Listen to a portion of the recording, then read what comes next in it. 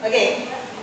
Assalamualaikum warahmatullahi wabarakatuh. Selamat pagi. Pagi menjelang siang, bener banget para kaum muda mungkin lagi bangun dan lagi mantengin IG-nya, dan mungkin lagi santai-santai, Mbak ya. Nah, Bu Eka, kebetulan kita kemarin baru habis ngerayu apa, Bu Eka? Pada 1 hari lalu. Kita habis ulang tahun kemerdekaan. Nah, yang berapa, Cek? Yang ke-75, Cek. Yang ke-75.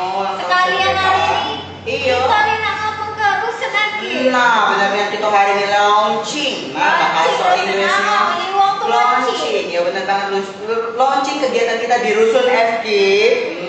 Rusun FKIP ini pada hari ini mengadakan agenda pertama nih, Mbak. Jadi dicatat ya tanggal berapa ini? Tanggal 19 Agustus. Yang nonton tuh melok sejarah. Nah, ya benar Nia. Nah, kita hari ini membahas tentang salah satu pidato Presiden kita dulu, Presiden Soekarno, dalam sebuah pidatonya itu pernah judulnya tuh Cek, kalau nggak salah Cek. Judulnya itu tentang jas merah, Cek. Apa sih Cek panjang jas merah itu, Cek? Kalau setahu aku jangan sekali melupakan sejarah. Nah, benarnya Cek tidak perlu ya.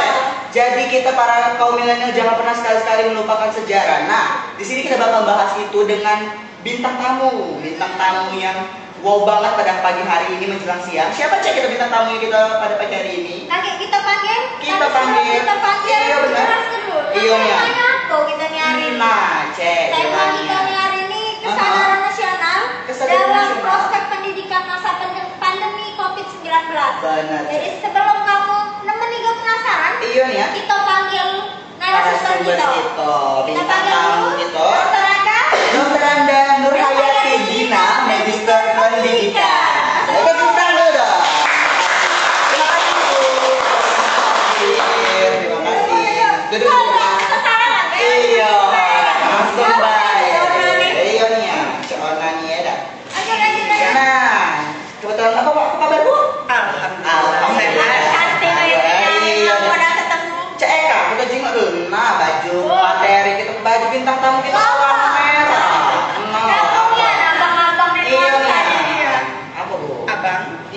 Lapangnya itu adalah berani. Berkaitan dengan kondisi kita dalam rangka memperingati proklamasi 17 Agustus 1945 yang ke-75. Jadi kita harus punya semangat membara seperti warna merah. Iya benar banget. Iya. Nah, bendera kita juga warna merah ya, jangan lupa. Jadi kita harus punya semangat tentang kemerdekaan itu sendiri. Nah, kita membahas tentang rasa nasionalisme. Da Abdul kalau kita tidak kenal dulu dengan FKIP kita tercinta. Kita pernah lalu dengan ini. Oh iya benar. Atau tidak kenal ada saya. Benar. Jadi sejak kapan Ibu lulusan FKIP ini? Iya. Jadi sejak kapan mengajar di FKIP? Nah, kalau ditanya sejak kapan, baru 27 tahun Ibu ngajar di sini. lama. Iya. Dari tahun 93 Ibu sudah mengajar di sini, alumni dari Unsri, kemudian saya melamar di sini. September 1993 itu saya pertama kali mengajar di Prodi Sejarah FKIP UMP ini. Jadi lama. Benar. Langsung Bu, Cakman berarti Prodi FKIP, Prodi Sejarah itu sudah lama Bu ya ada di FKIP. Bu, kita dengar dulu Bu tentang sejarahnya FKIP itu Bu Cakman, berapa lama sudah berdiri? Oke. Kalau kita lihat tentang sejarah dari fakultas ini, kita akan lihat dulu universitas, instansi kita adalah Universitas Muhammadiyah Palembang. Universitas Muhammadiyah Palembang ini kita punya 7 fakultas, ya. Ada 7 fakultas. Salah satu di dalamnya itu adalah Fakultas Keguruan dan Ilmu Pendidikan Universitas Muhammadiyah Palembang. Di FKIP kita punya 6 prodi. Prodi Bahasa Indonesia, Administrasi Pendidikan, Matematika, Biologi, Sejarah, dan Bahasa Inggris, ya.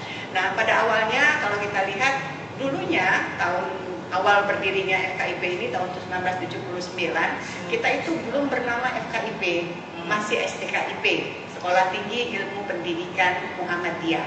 Ya. Tempat kuliahnya itu di daerah Bukit Kecil. Tahun 79 itu STKIP punya 3 prodi. Itu tadi Bahasa Indonesia, AP, dan Matematika. Kemudian dalam perkembangan selanjutnya, tahun 1987 kita menambah prodi baru, yaitu prodi biologi dan prodi sejarah. Dan tahun 1980 tahun 2004 itu ya, kita lihat melahirkan satu generasi baru lagi, yaitu program studi pendidikan bahasa Inggris. Jadi kita punya 6 prodi, dan saya sendiri sangat bangga sekali bisa mengajar di prodi sejarah FKIP UMP ini. Nah, juga cek kalau tidak bahas nasionalisme tuh tadi cak judul, kalau tidak bahas kota kita tercinta ada Abdul, cak uci kata wo. Cak mana kalau kita nanya ke tentang aku sih sudah berulang tahun kota Palembang nih Nabu. Kan kita juga para kaum milenial mungkin nggak tahu tanggal ulang tahun kota kita tercinta. Kota kita kayaknya benar tentang sejarah kota Palembang dan tentang situs-situs yang ada di kota Palembang ini Nabu. Nah mungkin mau kita tanya ke kapan sih ulang tahun kota kita tercinta dan situs apa yang ada di kota Palembang ini? Oke, iya. Sangat menarik sekali pertanyaannya Cak Usti. Iya. Jadi mulai dari sini kita bisa membangkitkan rasa nasionalisme. Rasa nasionalisme itu adalah rasa cinta terhadap tanah air, rasa cinta kita terhadap kota Pempek, kota yang kita banggakan ini. Ya. Nah, kalau kita lihat tentang keberadaan kota Palembang ini hari jadinya itu pada bulan Juni. Iya, Juni kemarin tanggal 16-17 Juni 2020 kemarin kita memperingati hari jadi kota Palembang ini yang ke 1336. Ya, sudah sangat tua sekali. Iya, Palembang ini bisa dikatakan adalah kota tua. Ya, salah satu kota tua termasuklah yang ada di Jakarta, Palembang ini termasuk kota tua. Palembang juga bisa dikatakan adalah kota yang terbesar nomor 2 di Sumatera setelah Medan. Wow. Kemudian lagi juga bisa kita lihat Palembang yang kita cintai ini ada satu sebutan yang istimewa, Venesia dari Timur. Wow. Bisa diulangi lagi Bu, apa tadi namanya? Venesia dari Timur. Venesia dari Timur. Ya. Pasti lo ngerti ya sama dia. Apa dia? Venesia dari Timur itu ini melibatkan juga Sungai Musi. Ya. Kalian tahu kan Venesia kan? Iya. Venesia itu adalah kota yang sangat indah. Di sana bisa orang melakukan berdayung dengan menggunakan gondola, ya. Tapi kalau di Palembang kita juga ada Sungai Musi. Sungai yang sangat kita banggakan, di mana di sana bisa kita berlayar menggunakan perahu-perahu, ya. Ada kita sampai menuju ke situs-situs sejarah, ya, yang tidak bisa ketinggalan juga kalau kita menyusuri Sungai Musi, kita bisa sampai ke daerah Pulau Kemarau. Itu adalah situs peninggalan pada masa Sriwijaya juga bisa kita lihat. Tadi ibu nyebut ke situs-situs itu cak mana nih aku di Palembang? Katanya banyak. Iya, banyak sekali. Apa itu situs? Nah, apa dia?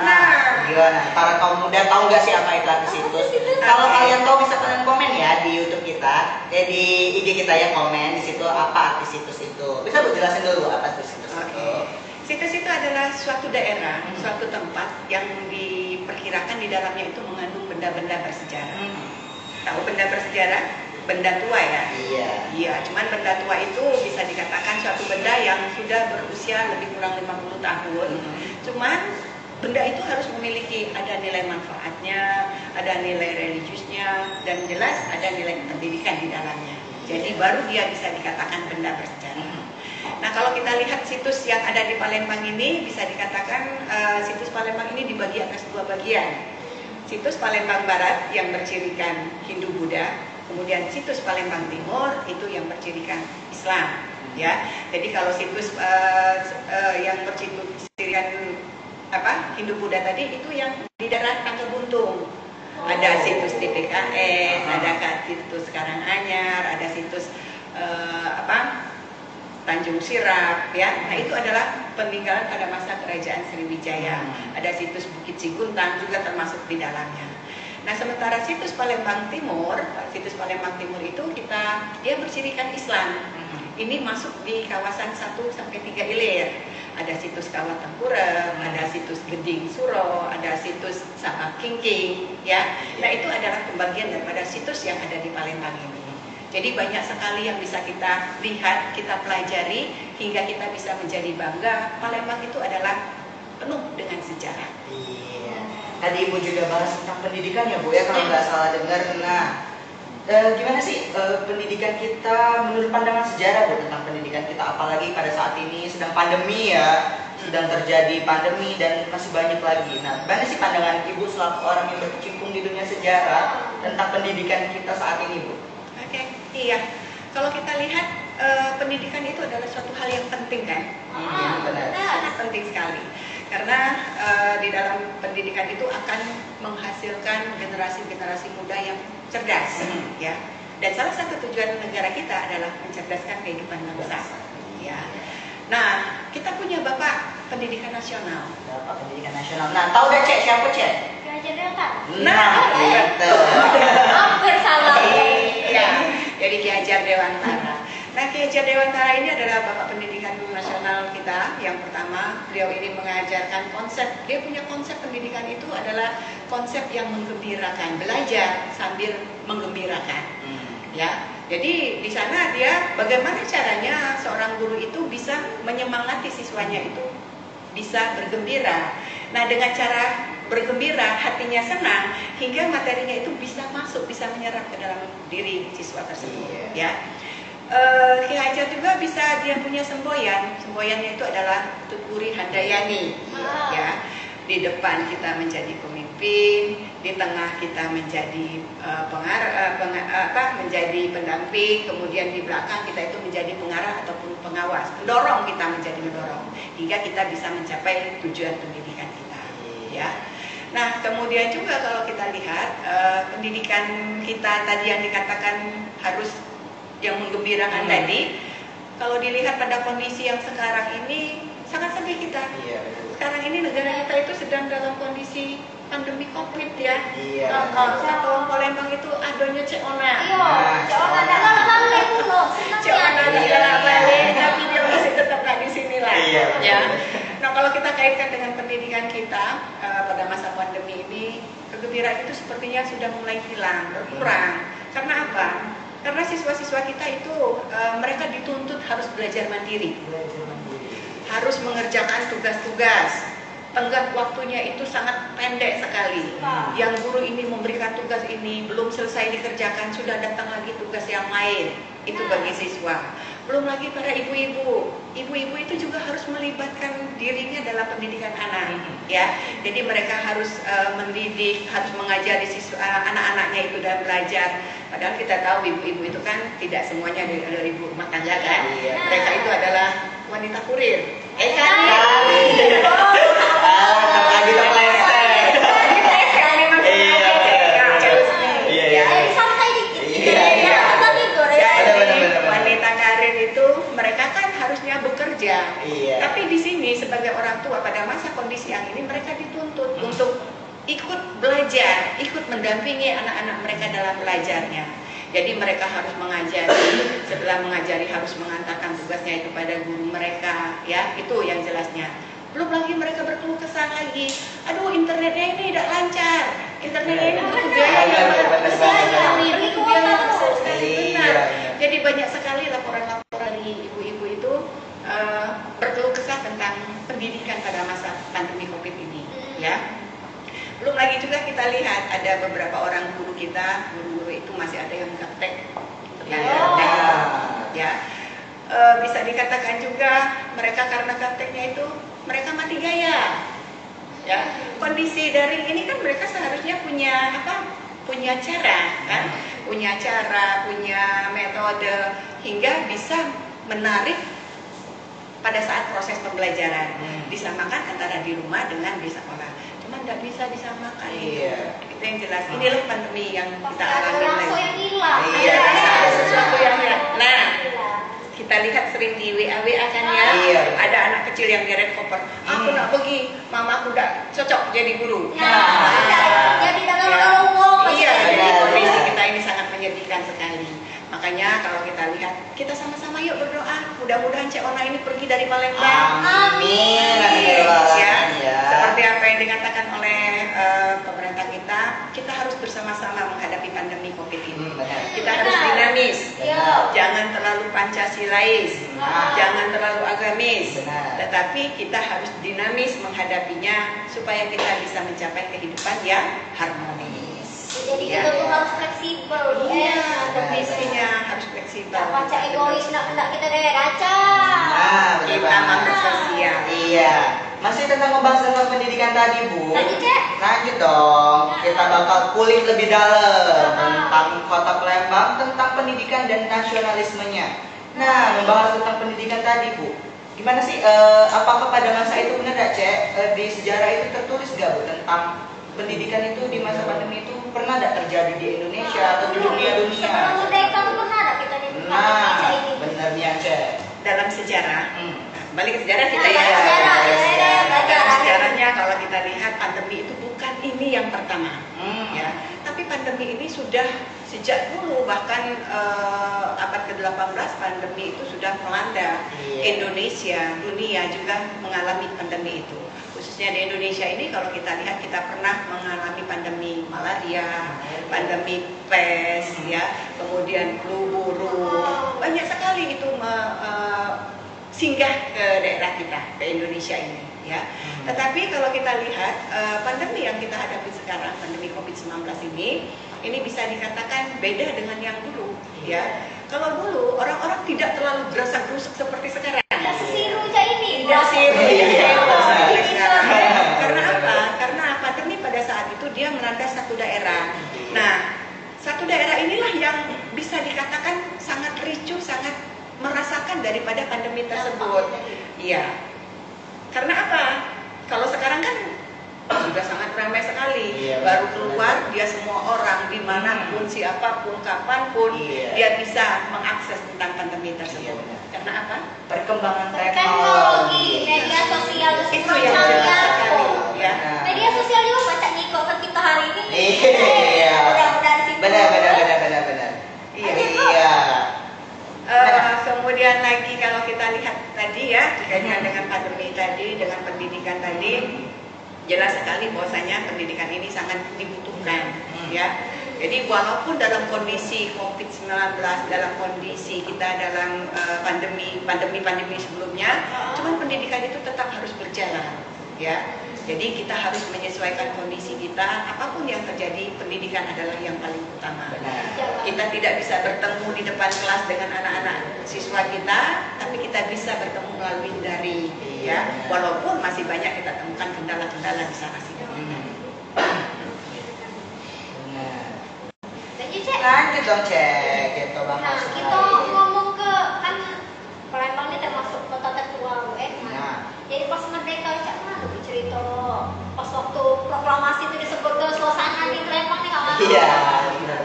Bagi kita yang kalau muda nggak tahu kan suasananya ya. Nah, jadi biar kita tuh cek rasa juga Iya jadi, benar. ya, Semangatnya ya, Cek. Iya, sangat menarik sekali. Dan pada hari ini sekarang pun kita kan masih memperingati proklamasi itu Betul. kan, ya, dengan baju merah, dengan baju daerahnya, Iya. ya, CEK yang begitu cantik. sampai Iya. Jadi kalau kita lihat tentang proklamasi, ya, bisa dikatakan bahwasanya bangsa Indonesia ini memproklamasikan kemerdekaan kita itu tanggal 17 Agustus 1945 bertepatan hari yang sakral, yaitu pada hari Jumat. Hari Jumat jam 10 pagi di Jalan Pegangsaan Timur, Jakarta. Ya. Nah, bisa dikatakan proklamasi yang dikumandangkan itu adalah pekikan hati nurani bangsa Indonesia yang sudah terlalu lama dijajah oleh bangsa asing. Bangsa Portugis, bangsa Spanyol, bangsa Belanda, Inggris, Jepang, Sekutu, ya. Bahkan kita setelah kita merdeka pun mereka masih tetap ingin mendompleng, ya. Nikah Belanda itu tadi ingin mendompleng, ingin tetap berkuasa di Palembang, bahkan di seluruh Indonesia. Karena apa? Karena Indonesia ini punya daya tarik tersendiri bagi mereka. Kita adalah negara yang kaya, ya. Kaya akan kekayaan alamnya, itu yang paling utama, ya. Hasil buminya, minyak, batu bara itu sangat dibutuhkan sekali oleh mereka. Jadi mereka itu sangat berat hati untuk melepaskan kita merdeka. Inginnya mereka itu Indonesia ini tetap ada di lingkungan, tetap ada di kekuasaan mereka, ya. Makanya pada saat kita proklamasi 17 Agustus 1945 itu beritanya itu tidak langsung tersebar di Indonesia. Lama, daerah-daerah lain itu masih tertutup beritanya itu, ya. Mereka tidak langsung menyampaikan 17 Agustus di Jakarta langsung tersebar luas di Indonesia, tidak. Termasuklah di kota Palembang kita ini, ya. Kalau kita di kota Palembang ini bisa dikatakan terlambat 1 minggu kita menyatakan proklamasinya itu tanggal 25. Kita bisa mengibarkan bendera, kita menyatakan sudah berdirinya satu pemerintahan di Palembang, itu kita proklamasikan tanggal 25. Artinya proklamasi kemerdekaan 17 Agustus di Palembang telat 1 minggu. Ya. Nah, kalau kita lihat ya, proklamasi itu dia yang di Palembang tadi punya proses yang sangat panjang kalau kita lihat. Dari tanggal 17 kita mendapat berita itu, tapi tidak semua kita mendapat berita. Karena apa? Beritanya itu ditutup oleh orang Jepang, ya. Kan kita punya media juga pada saat itu. Kita punya media radio dan koran, ya. Tapi media radio dan koran ini tetap dipantau oleh orang Jepang, ya. Jadi apapun yang akan mereka sebarkan itu harus disensor dulu, harus dilihat dulu oleh orang-orang Jepang. Nah, ini yang jelas di Palembang pada saat itu sudah ada. Kita sudah punya ada radio, kita sudah punya koran, ya. Kalau kita lihat di sana apa orang-orang radio kita itu ada radio Domei, ya. Nah, kalau di ada juga majalah Shimbun, ya. Wah, majalah Shimbun, Bu. Iya. Mungkin sekarang nggak ada lagi, Bu. Oh iya, benar. Namanya juga adalah masa Jepang, Iya. ya. Nah, jadi berita media ini tadi dengan dikuasai oleh orang-orang Jepang itu tadi, mereka menutup diri, ditutupinya hal-hal yang penting itu jangan sampai diketahui oleh orang-orang Palembang, ya. Hingga akhirnya kita mulai mengetahui berita itu karena orang Palembang ini ada yang bekerja di Radio Domei tadi, ya, Pak Mailan. Dia mendengar kabar. Nah, radio kita ini sifatnya sudah keluar, sudah internasional, sudah keluar, sudah dapat menangkap berita-berita. Salah satu berita yang Pak Melan dapatkan tadi bahwasanya Indonesia ini sudah merdeka, sudah lepas dari penjajahan. Tapi kok tidak sampai ke Palembang? Nah, karena dia sudah mendapatkan berita ini tadi, maka Pak Melan menemui dari Akagani. Akagani ini adalah tokoh pemuda Palembang yang bisa dikatakan dia punya peranan besar di Palembang ini, ya. Jadi Pak Mailan menyampaikan beritanya itu pada Akagani bahwasanya Pak, kita ini sudah merdeka, ya, tapi kita belum bisa. Oh, jangan kita sebarkan dulu lah. Kita kan belum punya kepastian kemerdekaan ini. Kita tunggu dulu lah dari Jepang bagaimana reaksi Jepang, ya. Karena kita tahu sebelumnya orang-orang Jepang itu menjanjikan akan memberikan proklamasi kemerdekaan kepada kita. Hadiah katanya. Ya. Nah, jadi pemuda Palembang ini belum bisa mendengarkan, belum bisa berani kita sudah merdeka, ya. Hingga pada saat itu mereka berkumpul dulu, pemuda-pemuda kita ini. Mereka berkumpul membicarakan bahwasanya kita sudah merdeka, tapi berita itu belum sampai ke Palembang. Mereka terus berkumpul, berunding apa yang harus mereka lakukan. Mereka bergerak cepat, ya, bergerak cepat. Hingga akhirnya bisa kita lihat lagi bahwasanya pemuda-pemuda kita itu terus berkumpul. Mereka berkumpul di rumah Akagani, ya. Nah, rumah Akagani itu ada tak yang tahu di mana? Di mana? Saya tahu tak? Sering ke Jalan Merdeka. Oh, Jalan Merdeka. Iya, SMA Veteran. Oh, yang pinggir jalan. Iya, pinggir jalan dekat Kamangiwa. Jalan Dekat Kamangiwa. Itulah dulunya yang rumah Akagani. Ya. Nah, jadi setelah tanggal itu, ya, mereka berkumpul, berunding untuk apa yang harus mereka lakukan untuk persiapan kemerdekaan di Palembang. Kemudian mereka setelah berita sampai ke pemuda-pemuda, penguasa dari Jepang ini juga sadar bahwasanya ini berita ini sudah diketahui oleh orang Palembang. Maka gubernur dari Jepang yang pada saat itu mereka sedang rumah dinas gubernur Jepang itu ataupun pemimpin Jepang itu ada di Jalan Tasik. Yang sekarang ini adalah rumah wali kota, rumah dinas wali kota. Itu dulunya adalah tempat bersejarah juga kalau kita lihat, termasuk situs itu loh, ya, gitu, karena dia kan di dalamnya mengandung benda bersejarah, kan, karena di sana adalah tempat pemimpinnya orang Jepang, kemudian mereka berkumpul. Nah, orang Jepang ini tadi, gubernur Jepang ini tadi bisa dikatakan mereka memanggil pemuda pemuda-pemuda dari Palembang ini tadi, Akagani, kemudian Abdul Rozak, ya, mereka memanggil di sana berkumpul untuk membicarakan tentang kemerdekaan. Setelah mereka berkumpul, pemimpin Jepang ini mengatakan, memang dia mengatakan Jepang sudah kalah karena dibom oleh Amerika, ya, dalam peristiwa Hiroshima, Nagasaki dan Hiroshima jatuh. Inilah yang melambangkan jatuhnya, runtuhnya kekuasaan Jepang. Ya. Nah, kalau satu negara itu sudah jatuh, artinya wilayah kekuasaannya pun harus dilepaskan. Yang pada saat itu Indonesia adalah wilayah kekuasaan Jepang, ya. Jadi Jepang pun harus melepaskan Indonesia ini.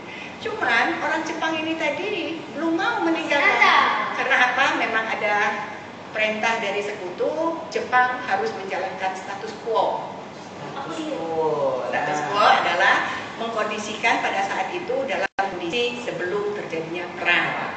Artinya Palembang pada saat itu masih tetap ada di bawah kekuasaan Jepang, masih ada di bawah penguasaan Jepang, ya. Kemudian yang kedua juga, penguasa Jepang tadi menjelaskan bahwasanya mengakui Jepang sudah kalah, ya. Tapi kekalahan itu sebenarnya katanya hanya untuk melindungi rakyatnya jangan sampai hancur. Itu yang kedua katanya.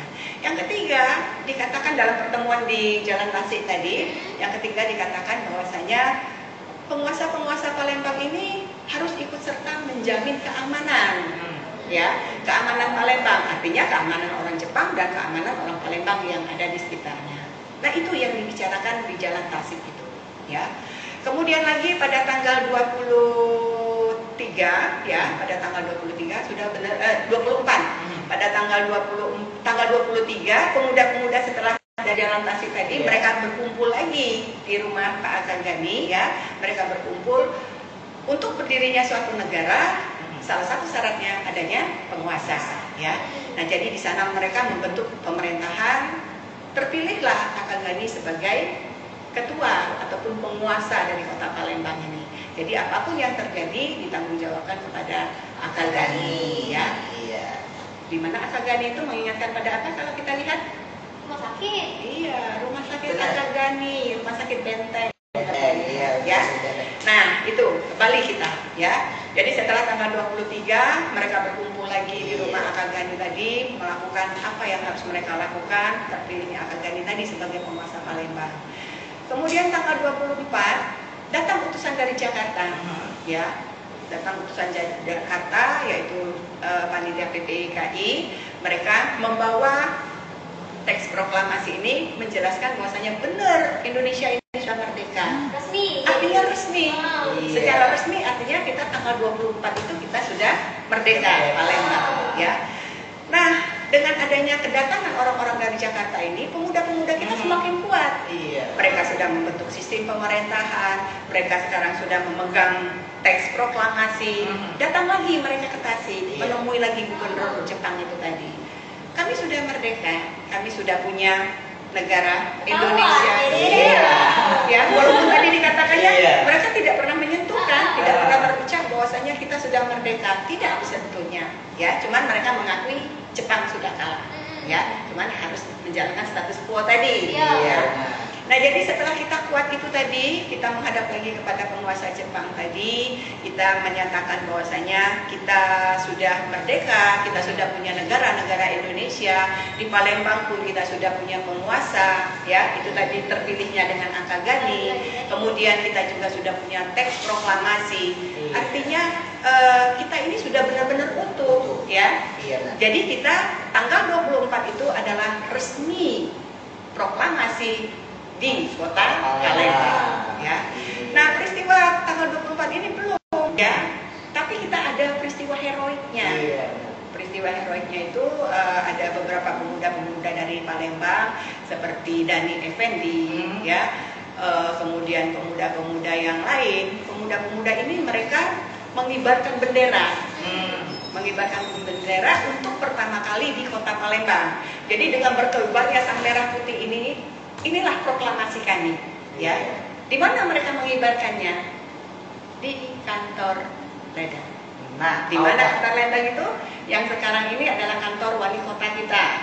Di puncaknya itulah dan Candi Effendi tadi mengibarkan bendera merah putihnya. Ini Nah, adalah peristiwa heroik kita. Mungkin orang Palembang juga udah tahu cerita yang tadi ya, baru tahu. Aku juga baru tahu Cek Eka kalau di Palembang itu ngibari bendera, tapi semangat itu udah terasa Cek ya. Iya benar. Jadi membangkitkan semangat nasional kita benar-benar tahu bahwasanya Palembang inilah situs-situsnya. Iya, artinya rumah di Tasik, kemudian kantor Ledang, kantor wali kota sekarang itu adalah situs loh, masuk situs dia. Ya, tahunya kantor. Ada nilai sejarah di dalamnya, ya. Jadi tanggal 25 itu kita diumumkan pada masyarakat Palembang kita sudah merdeka. Ya, kita sudah merdeka. Kemudian lagi untuk memperingati kemerdekaan itu jalan di depan kantor wali kota tadi disebut dengan jalan Merdeka. Inilah tempat merdekanya orang-orang Palembang. Oh, berarti bukan sekedar nama. Bukan sekedar Iya, nama. betul. Punya Jadi sejarahnya nama-nama masing-masing. punya nama sejarah. Iya, Caknya kita lanjut Cek. Lanjut. Iya. Karena deket-deket abis. Iya nih ya, kita masih ada banyak pertanyaan. masih banyak yang digali Cek ya. Biar lagi kita lanjut ke agenda selanjutnya ya dari teman yang bincang mengenai Benar. Nah, Cek lanjut. Kita ngomong ke jadi apa sih yang bisa kami kaum yang milenial ini lakukan Bu, untuk biar bisa mengenali meningkatkan rasa nasionalisme kita. Iya. Terutama kota Palembang. Terutama tempat yang kita tinggali dulu. Apalagi sekarang kan lagi pandemi, cak dulu nasionalisme kita, aktif semangat, panjat pinang gitu banyak kegiatan. Betul. Ya, kalau generasi milenial ini berbeda ya dengan zaman dulu kan. Generasi dulu, kalau generasi dulu untuk bisa mencapai kemerdekaan ini mereka harus berjuang, mereka harus memanggul senjata, bambu runcing, senjata-senjata yang masih tradisional itu mereka gunakan untuk mencapai kemerdekaan kita. Jadi mereka lakukan dengan cara heroik. Ya. Generasi milenial tidak demikian. Ya. Tapi kalian punya tugas bukan lagi mencapai kemerdekaan, tapi kalian itu adalah membangun, mengisi kemerdekaan kita ini. Apa yang harus kita lakukan? Ada usah payah-payah nak, kecil. Masalah-masalah kecil itu bisa, ini adalah untuk membangun negara kita. Salah satu contohnya, kita bisa mengumpulkan sampah-sampah yang berserakan, jangan membiarkan sampah bertebaran di mana-mana. Kemudian lagi kalian bisa ikut serta dalam kegiatan-kegiatan, entah itu kegiatan RT, entah itu kegiatan kampus, bisa kalian ikut terlibat di dalamnya. Jadi kalian sudah bisa mengisi. Kemudian lagi kalian bisa kumpul-kumpul dengan generasi kalian, bisa bertukar pendapat, bertukar ilmu, ya. Jadi dengan demikian kalian bisa mengisi, tidak menyia-nyiakan waktu yang ada, ya. Dan yang paling penting juga kalian bisa mengisi pembangunan ini dengan cara belajar sejarah. Belajar sejarah. Iya. Perang memanglah sudah. Bahkan harus kemerdekaan itu Cek. Betul. Ibu itu walaupun dalam masa saat ini, tapi kita harus tetap memaknai kemerdekaan. Harus tetap semangat terus. Tetap semangat. Nah, kita kan bahas tentang kota Palembang, tentang nasionalisme dan apa tentang kerajaan Sriwijaya juga kita bahas. Nah, Cak mana kita bahas sedikit tentang kota kita tercinta ini kan terkenal dengan makanannya Bu, amat kuliner. Nah, kembali ke kulinernya juga Bu. Karena nasionalisme itu seperti Cak Ibu tadi tidak terlepas dari kota kita tercinta. Iya benar. Nah, Ibu pikir Bu tentang pempek kita nih. Nah, mungkin Ibu pernah punya pengalaman dengan Bapak Eda kita Bapak Eda. Iya. Makan pempek ini yang enak di kota Palembang Bu. Kali habis ke situ. Palembang, kota pempek. Iya. Ya, betul sekali. Kata wong tuh, kalau kamu ke Palembang belum makan pempek, belum jadi wong Palembang. Nah, jadi kita harus bangga jadi wong Palembang. Tuh, bangga dengan kota kita. Jadi kita ini kota pempek karena kita banyak blend ikan belido, ikan gabus, ya, ikan tenggiri, papannya. Nah itu adalah bahan awal untuk pembuatan pempek, ya. Kenapa Palembang dikatakan sebagai kota pempek? Ya karena memang hampir di setiap sudut kota Palembang ini ada tempat orang menjual pempek. Ya, pempek ini bisa dikatakan ciri khas kulinernya orang-orang Palembang. Selain dari pempek kita juga punya makanan-makanan yang lain. Ada bolu kojo. Bolu kojo itu jenis kue-kuean, Bu ya. Kue basah. Ada serikayo. Si seri yang kayo. Ada laksa. Ada apa lagi? Celimpungan. Dan masih banyak lagi, Bu ya, makanan-makanan. Bolunya yang manis-manis, yang legit-legit. Lapis legit. Apa lagi? Lapis. Jadi Palembang ini harus kita cintai karena kita kaya dengan kulinernya. Bukan hanya kulinernya, nih tekstil pun kita punya. Baju ya, soket dong. Iya benar, cintai budaya. Soket ngecek cantiknya warnanya hijau. Banyak warna soket ini tak hijau Iya, ada warna merah. Itu punya nilai-nilai filosofi di dalamnya itu. Banyak jenisnya, banyak sebutannya dari jenis-jenis soket. Ada jando berais, ada banyak. Mungkin ada dari yang selanjutnya kita bahas masalah soket. Jadi kita harus bangga jadi orang Bangga. Mungkin Bu, waktu Lana habis kita nih, Iya. katanya ada kata mutiara yang sampai. Nah, kita nanya kata mutiara, apalagi yang berkaitan dengan sejarah. Mana Bu kata mutiara yang bersampaikan kita kalau udah sekali para milenial. Iya, kalau kata mutiara ini saya mengutip dari tokoh besar kita, tokoh proklamator, yaitu Bung Karno. Ya, jadi Bung Karno itu bisa dikatakan dia adalah tokoh motivator yang bisa memberikan semangat bagi generasi muda kita pada saat itu, para pemuda-pemuda kita. Kan kita ketahui bahwasanya pemuda kita dulu kan dia masih bersifat kedaerahan, ya. Jadi beliau ini memberikan semangat bagaimana caranya kita harus melepaskan diri dari penjajah, ya. Bagaimana apa yang harus kita lakukan supaya kita ini bisa maju, katanya. Ya. Kemudian lagi yang pertama kita lihat dia mengatakan di awal tadi kami sudah bicarakan. Jas merah. Salam jas merah. Jangan sekali-sekali melupakan sejarah. Karena orang yang melupakan sejarah itu adalah orang yang lupa ingatan. Iya benar-benar. Kenapa dikatakan lupa ingatan? Karena dia lupa apa yang sudah terjadi di masa lalu, ya. Kan padahal masa lalu itu merupakan awal kita, pijakan kita untuk mencapai masa depan, ya. Karena periode sejarah itu adalah masa lalu, masa sekarang, dan masa yang akan datang. Ya, itu yang pertama katanya jas merah. Ada lagi. Yang kedua, semangat mereka itu berkaitan bahwasanya kita ini harus punya rasa tanggung jawab yang besar. Jangan banyak nuntut tapi tidak punya kewajiban. Apa katanya? Kata beliau mengatakan bahwasanya apa tadi? Jangan kau tanyakan apa yang telah diberikan negara kepadamu. Tapi tanyakan pada dirimu, apa yang telah aku berikan pada negara. Nah, itu poin. Jadi jangan nuntut terus. Iya. Jadi kita itu harus dulu memberi, harus mengisi, harus menjalankannya, baru kita menuntut kewajiban. Jadi ini ditayangkan oleh Bung Karno itu, ayo kita bangkit, ayo kita bangun, kita berikan apa yang harus kita berikan pada negara kita. Ya, itu yang bisa kita. Terus lagi satu lagi, ini tentang pemuda. Ya. Kaum milenial. Berikan aku 100 orang tua, akan kucabut gunung beserta akar-akarnya. Tapi cukup berikan aku 10 orang pemuda, maka akan kuguncang isi seluruh dunia ini. Ya. Apa maknanya? Artinya dua generasi ini harus saling mengisi. Mereka punya peranan, mereka punya langkah yang harus mereka isi. Tetapi pemuda jauh lebih kuat. Cukup dengan 10 orang saja maka dia bisa mengguncang dunia.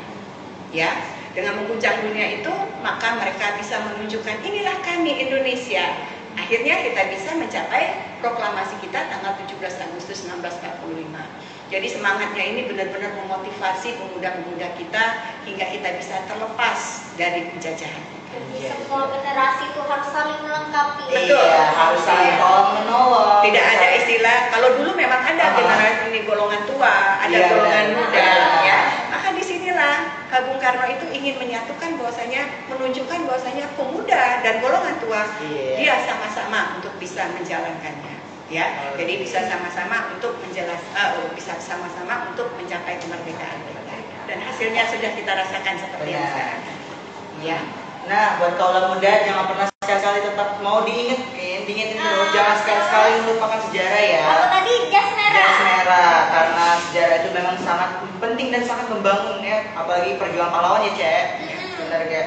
Nah, Cek, kita nih, Cak nih waktu kita nih sudah semakin mepet. Sudah mepet. Iya, di ujung acara, ya Bu. Kami mengucapkan terima kasih kepada Terima Ibu kasih yang sudah datang. datang, sudah duduk dengan kita Yang di pagi sini. semangatnya beda. Iya, lah cerita-cerita tentang sejarah kota Palembang dan sejarah nasionalisme kita. Jadi diingat lagi. Tinjau Nah, tahu lagi tinjau itu baru tahu, hari. benar. Nah, buat mungkin ya teman-teman juga Cek kita ingat juga. Mungkin anak-anak SMA sekarang lagi bingung Cek. Bingung milih universitas atau fakultas yang dia tuju. Benar Cek. Nah, Cek kasih tahu Cek universitas yang berkualitas dan islami di kota Palembang. Ada sih kok pilihan. Sekarang kita juga lagi kerjasama. Nah. USMB namanya. Nah, Jadi, USMB. pas waktu kamu daftar di Unsri, itu ada pilihan kedua bisa milih Nah, kuliah swasta. Kuliah Jadi swasta. kamu bisa ngambil kurang kualitas apa ya seperti kita cerita iya tadi. benar. Belajar pacak jalan-jalan, tidak Nah. tahu lagi prodi sejarah nih. Nah, prodi sejarah tadi uji jalan-jalan, Cek. Pacak. Dari Itu adalah USMB metode bisa. pembelajaran, iya, metode oke. pembelajaran dengan study tour. Tadi tuh. Kalau kamu nak langsung sini, ayah aku dah taruh lagi di negeri. Nak Nah. langsung ini arkip. Jangan takut. Jangan takut. Baca online, kamu tak payah metu Nah. keluar dari rumah. Nah, jelas. Buka pen maru. Iya, pen maru. FUM.palembang.ac.id. Nah, klik sekarang di situ, klik kalian di situ. bisa cari-cari informasi. Dan jangan takut juga program studi pendidikan sejarah kita ini sudah terakreditasi. Cek. Kurang apa lagi? Kurang apa lagi? Payo kita wong Palembang, terutama wong daerah Sumatera Selatan, payo bergabung dengan kita di program studi pendidikan sejarah. Kami tunggu. Kami tunggu. Cantik kita. Nah, kami tunggu di program studi sejarah dan di Fakultas Keguruan dan Ilmu Pendidikan. Mungkin hanya itu Cek ya. Kami bertiga minta maaf kalau Nah. banyak omongan yang salah. Iya kan, kami undur diri. Sampai jumpa ketemu di agenda Selanjutnya, benar banget Cek. Kami bertiga mengucapkan Assalamualaikum warahmatullahi wabarakatuh. Oke. Stop nggak? Tidak usah tidur, nggak apa-apa, muter lagi. Kita Oke, Bu, terima kasih. Iya. Terima kasih Bu sudah datang, informasi gitu tentang kegiatan. Itu kan ibu jadi ceria kan hari ini ya, lagi ceria masih gitu. Terima kasih banyak. Rusun tadi, rusun FK. Itu Iya. artinya ada satu wadah ya. Hmm. lagi